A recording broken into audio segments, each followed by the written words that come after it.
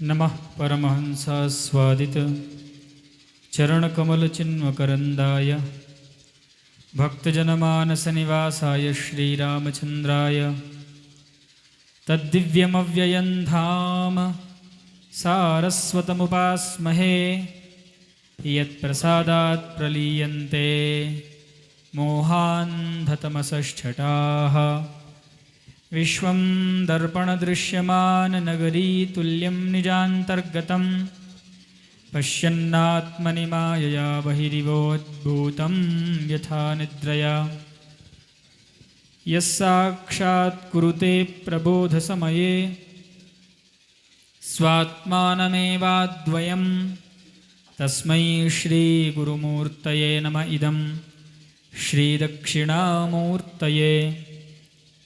कञ्जासनादिसुरवृन्दुलसत्किरीटकोटिप्रघर्षणसमुज्ज्वलदङ्घ्रिपीठे त्वामेव यामि शरणं विगतान्यभावं दीनं विलोकय दयार्द्रविलोचनेन।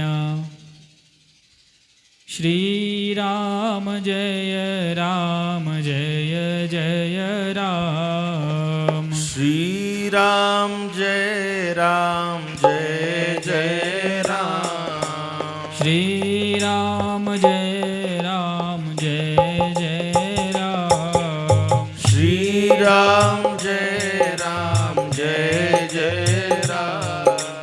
श्रीराम जय राम जय जय राम। श्रीराम जय राम जय जय राम। श्रीराम जय राम जय जय राम। श्रीराम जय राम जय जय राम। श्रीराम जय राम जय जय राम। श्रीराम जय राम जय जय राम। श्रीराम जय राम जय जय राम। श्रीराम जय राम जय जय राम। धर्म की जय हो, अधर्म का विनाश हो, प्राणियों में सद्भावना हो, विश्व का कल्याण हो, गौ माता की सेवा हो, गौ हत्या बंद हो। पूज्यपाद जगतगुरु शंकराचार्य जी महाराज की जय हो, बद्री विशाल भगवान की जय हो, ब्रह्मलीन पूज्यपाद द्विपीठाधीश्वर जगतगुरु शंकराचार्य जी महाराज की जय हो। नमः पार्वती पतये हर हर महादेव। ब्रह्मलीन पूज्यपाद जगतगुरु शंकराचार्य जी महाराज के चरणों में साष्टांग प्रणाम समर्पित करते हुए वर्तमान ज्योतिष पीठाधीश्वर जगतगुरु शंकराचार्य जी महाराज के चरणों में साष्टांग प्रणाम समर्पित करते हुए व्यासासन पर विराजमान आदरणीय व्यास जी श्रीमान रजनीश पांडे जी, रजनीश कौशिक जी, आपका अभिनंदन करते हुए मंच पर हमारे आदरणीय श्री शिवानंद नियाल जी, श्री आत्माराम जी, विजय पांडे जी, प्रवीण नोटियाल जी, आशीष जी सहित आप सभी श्रद्धालुजन, भक्तिमती माताएं, विद्वजन, आपके सौभाग्य की पराकाष्ठा है कि आपको बद्रिकारण्य में रह करके सत्संग सुनने का अवसर प्राप्त हो रहा है। बार बार जब भी हमको अवसर होता है कुछ कहने का तो सबसे पहले हम सौभाग्य की बात कहते हैं, बोध कराने की कोशिश करते हैं कि जो आपको प्राप्त हुआ है इसको आप समझ लें कि आपको क्या मिला है। असल में ये जो बोध कराने वाली बात है ये हम गुरु परंपरा के प्रत्येक शिष्य का दायित्व है। हमारा मुख्य दायित्व यही है कि हम बोध कराते हैं, एहसास कराना हमारा कर्तव्य है। तो हर समय हम ये एहसास कराने की कोशिश करते हैं सुनने वालों को कि आप इस बात का एहसास करिए, इस बात को मन में बोध करिए कि आप बद्रिकारण्य क्षेत्र में आए हैं, श्रीमद् भागवत जी की जन्मस्थली में आप आए हैं, जहाँ श्रीमद् भागवत जैसे महान ग्रंथ साक्षात भगवान श्री कृष्ण के वाङ्मय स्वरूप प्रत्यक्षः कृष्ण एव ही, साक्षात कृष्ण स्वरूप भागवत जी की उत्पत्ति जिस धराधाम में हुई उसमें आकर के भागवत जी की कथा श्रवण का अवसर आप सबको मिल रहा है। और ये आपके लिए सौभाग्य का विषय है। हमारे श्रीमान व्यास जी जगत गुरु शब्द के विषय में अभी चर्चा कर रहे थे कि जगत गुरु जी के महिमा के विषय में चर्चा कर रहे थे, और उन्होंने बताया कि प्रत्येक सनातनी को अपने जीवन में गुरु निश्चित रूप से करना ही चाहिए। अपने यहाँ बहुत प्रसिद्ध कहावत है, पानी पियो छान के, गुरु करो जान के।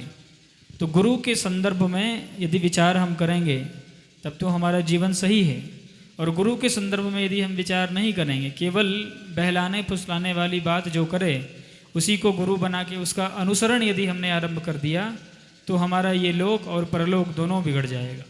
तो भारतीय संस्कृति में निष्ठा रखने वाले दो स्थान को यदि सुंदर तरीके से चयन करें, एक तो उनकी जो धर्मपत्नी है वो मर्यादित, शास्त्रीय और व्यवस्थित होनी चाहिए। यदि पत्नी सुंदर है, मर्यादित है, तो हमारा ये लोक अच्छे से निकल जाएगा, और सच्चे गुरु मिल गए यदि तो हमारा परलोक भी अच्छे से निकल जाएगा। इसीलिए प्रत्येक सनातनी को इसमें पूर्ण मर्यादा का ध्यान रखना चाहिए। जैसे विवाह के लिए अपने यहाँ बहुत सारी व्यवस्थाएं हैं। हमारे यहाँ एक कुल में विवाह नहीं कर सकते, एक गोत्र में विवाह नहीं कर सकते, दूसरे वर्णांतर से विवाह नहीं कर सकते। आजकल विवाह को लेकर के बहुत सारे निष्ठाएं नहीं रह गई समाज में। इसका दुष्परिणाम जो पुत्र संततियाँ होती हैं उनमें देखने को भी मिलती है हम लोगों को। तो प्राच्य व्यवस्था शंकराचार्य मठ का यही नियम है, यही कानून है शंकराचार्य मठ के लिए। शंकराचार्य जी का यही आदेश है कि शंकराचार्य जी वर्णाश्रम सदाचार शिक्षकाः, वर्णाश्रम रूपी जो सदाचार है उसके शिक्षक हैं शंकराचार्य भगवान। तो शंकराचार्य भगवान के आदेश का पालन करते हुए हम अपने अपने वर्णाश्रम में रह करके हमारे लिए जिन शास्त्र द्वारा हमारे लिए जिस तरह के उपदेश किए गए हैं उन उपदेशों को यदि हम अपने जीवन में उतारेंगे तो निश्चित रूप से सच्चे रूप से हम शंकराचार्य जी के अनुयायी कहे जाएंगे, शंकराचार्य जी के शिष्य कहे जाएंगे। अपने आप को हम शंकराचार्य जी का शिष्य कहें और उनके आदेशों का पालन ना करें तो निश्चित रूप से वो पूर्णता जो शिष्य में होनी चाहिए वो नहीं आ पाएगी। ये जगत गुरु शब्द आजकल आपने सुना होगा, बहुत सारे ऐसे लोग हैं जो अपने नाम के आगे जगत गुरु लगाते हैं कि साहब ये जगत गुरु, अमुक जगत गुरु, अमुक जगत गुरु। वस्तुतः जगत गुरु यदि कोई हैं तो एकमात्र शंकराचार्य जी महाराज जी हैं। ऐसे हैं। गुरु का मतलब क्या होता है? गुरु में दो शब्द है, दो अक्षर है, एक गुकार और एक रुकार। शास्त्र में कहा गया गुकारस्त्वंधकारः स्यात्। गुकार का मतलब अंधकार, रुकारस्त्वन्निरोधकः, रुकार का मतलब प्रकाश। तो गुरु शब्द का तात्पर्य हो गया अंधकार से प्रकाश की ओर जो हमको लेके जाते हैं वो कौन है? वो हैं गुरु। गुरु शब्द का तात्पर्य यह हो गया। दूसरा गुरु का मतलब ये होता है जो हर चीज़ों को समझता है। जैसे आपने सुना होगा कि कवि उक्ति है, कवि कहते हैं कि जो हंस है उसके अंदर ये विवेक है कि वो नीर और क्षीर में विवेक कर लेगा। जैसे जल में यदि दूध मिला दें, दूध में यदि पानी मिला दें तो हम और आप तो दूध और पानी को अलग कर सकते हैं क्या मिलने के बाद? कि दूध अलग कर दें, पानी पानी अलग कर दें? कोई यंत्र बना हो ऐसा तो बताइए। हमारे ख्याल से तो अभी तक बना नहीं है। लेकिन हमारे यहाँ कहा जाता है कि हंस की ये विशेषता है कि दूध में यदि आप जल मिला दें तो हंस केवल दूध उसके अंदर से पी लेगा और जल छोड़ देगा। इसको धर्मशास्त्रीय भाषा में विवेक कहते हैं। मतलब जो सही है उसको ग्रहण कर लेना और जो हमारे काम का नहीं है उसको छोड़ देना। तो गुरु का मतलब जो वस्तु स्थिति को जानता है उसको गुरु कहते हैं, जो तत्व को समझता है उसको गुरु कहते हैं। तो ये जो जगत है, जगत को जो समझता हो उसको जगत गुरु कहते हैं, जगत के तत्व को जो समझता हो उसको जगत गुरु कहते हैं। और भगवत पाद आदि शंकराचार्य जी महाराज साक्षात जगत के मिथ्यात्व को उन्होंने सिद्ध किया। अद्वैत मत के प्रदर्शक हुए, अद्वैत मत की स्थापना की। द्वैत तब तक है जब तक अभी हमारे मानसिक स्तर का विकास नहीं हुआ। मानसिक स्तर का विकास हो जाए तो कर्म कांड से ऊपर उपासना कांड, और उपासना कांड से ऊपर उठ के ज्ञान कांड में हम प्रवेश कर जाएंगे। और जब हम ज्ञान कांड में प्रवेश करेंगे उसी समय कोई दूसरा है ही नहीं। अहम ब्रह्मास्मि तत्त्वमसि प्रज्ञानम ब्रह्म, इस तरह की जो महावाक्य हैं कि हम ही सब कुछ हैं। जिधर देखो उधर केवल हम ही हम हैं। हम का मतलब हमारा जो अहम भाव है उसका इतना अधिक विकास हो जाए कि प्रत्येक कण कण में हम अपने आप की अनुभूति करें, हमारी संवेदनाएं इतने विकसित हो जाएं कि हम पशु में, पक्षी में, जीव में, जंतु में, छोटे में, रेंगने वालों में, वृक्ष में, नदी में, सब में अपने आप को देखें। मूल तत्व तो यही है ना कि हम ब्रह्म के साथ अपने आप को समवेत कर दें, सम्मिलित कर दें।